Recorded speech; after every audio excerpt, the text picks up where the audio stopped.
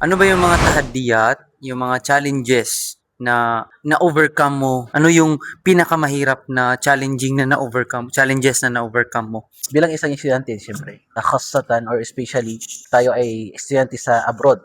Iba yung kulturang ating nadatnan dito. Siyempre, napakarami yan ng mga tahadi at mga challenges na ating experience. Isa yan ay clash of cultures. Maraming mga kultura kang nadatnan doon. Iba't iba. So, minsan hindi nagtatawafok, for example. Hindi nag-agree. Minsan yung mga kultura mo at kultura ng iba. So here now, darating yung role ng coexistence. Kasi magkakaiba kayo ng mga pananaw, magkakaiba kayo ng pero same pa rin, mga Muslim kayo eh. Pero nandun pa rin yung kultura ng iba't ibang lahi.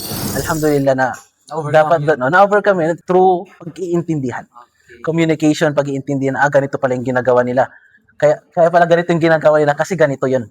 Diba? So kailangan mo magkahalubilo talaga. Kung ano talaga yung rason, for example, bakit nila ginagawa ito. At ano yung kinalakihan nila, for example.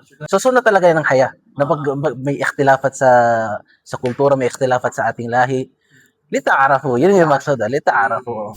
So, ang pangit naman, pag uniform lahat. Ito, Pilipino lahat.